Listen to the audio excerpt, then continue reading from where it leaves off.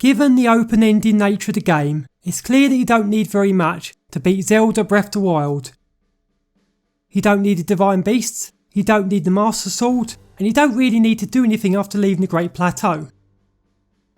Yeah, that got us wondering, could you beat the game without runes, a Sheikah Slate or any equipment at all, with just the stuff found in Hyrule Castle itself?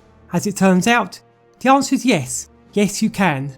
You can indeed finish the game with only the gear found in Hyrule Castle. Let's see how it works. First, we'll skip the usual plateau stuff. Typically, you need a Sheikah Slate and some runes to leave the Great Plateau.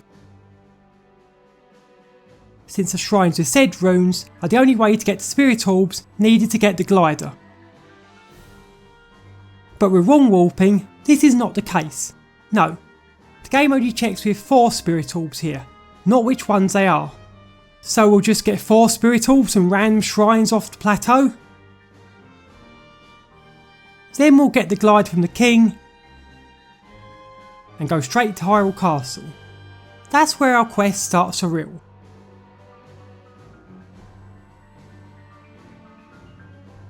What should we do now? Head straight to Sanctum and fight him right away? Oh hell no, that would be a very bad idea. Instead, we'll stock up on some useful equipment to get ready for the final fight. First, the Royal Guard's outfit. This is the only armour set found in Hyrule Castle, and it will provide a nice defence upgrade in the battles ahead. We can get this in the room on top of the Sanctum, inside the armoury,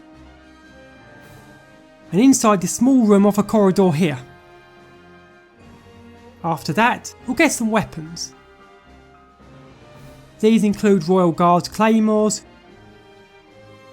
Royal claymores, bomb arrows, various bows, etc. We'll also get the Highland shield too, since it's the best shield in the game and it's found right in the castle itself. We also need at least one of the Zalphos boomerang. Why? We'll tell you later. That done, there's just one more stop to go to. Yep, the shrine inside the castle. Why is this? Well, you see, that shrine is actually a major test of strength. The Guardian there drops various useful weapons which do a ton more damage to Ganon Blights as well as the final boss himself. So, we'll set up a shock trap by swinging a thunder blade and leaving some weapons on top of it, then wait a few hours or so for the Guardian to defeat itself. Once we have, we'll get the weapons from it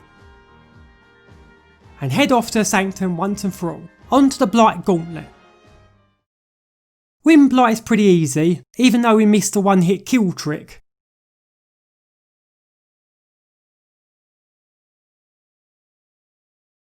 And the same goes for Water Blight.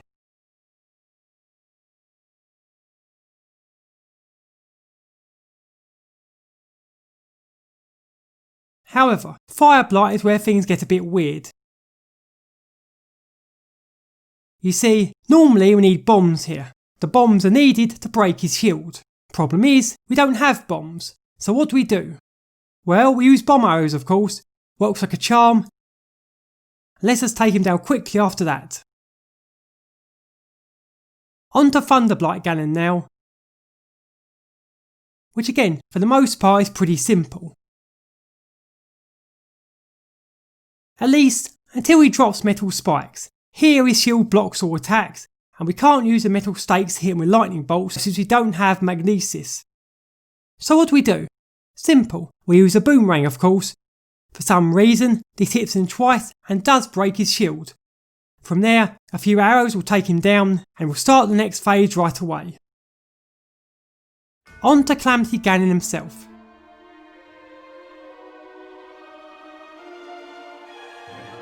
And this is the most difficult part of the whole run. You see, we can't use a one-hit kill trick since we can't aim a weapon as we defeat Thunder Blight.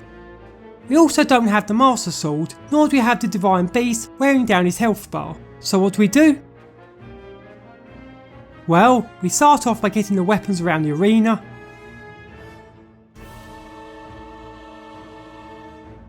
And then carefully dodge and block every attack.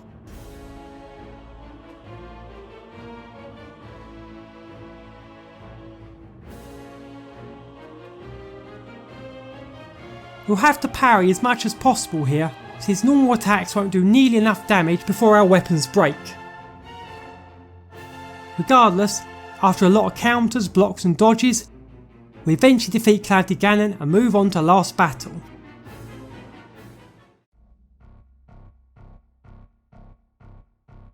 Which is Dark Beast Ganon, the simplest fight in the whole game. But what's that, you say? How is Link riding a horse? Where did it come from? Well, I'll answer that right now. That horse is called Link's horse. No, that's not my nickname, that's what the game calls it in the files. Let me explain how it works. Basically, the game needs Link to win a horse in the final battle.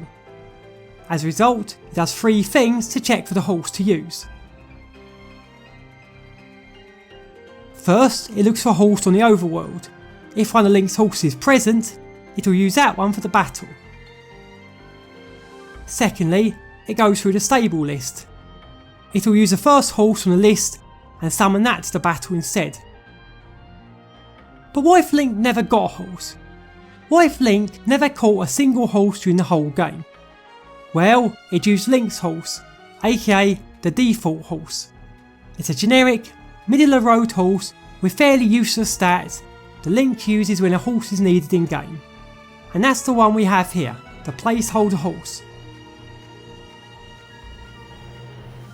Either way, we take Ganon down quickly, and that's it, we're done. We've finally beaten Breath of the Wild without any runes or the Sheikah Slate, using only the equipment found in Hyrule Castle itself. So yes, it is possible. You can indeed beat the game using only the equipment found in the last dungeon. Either way, if you liked the video, give it a like, post a comment here or in our Discord server today.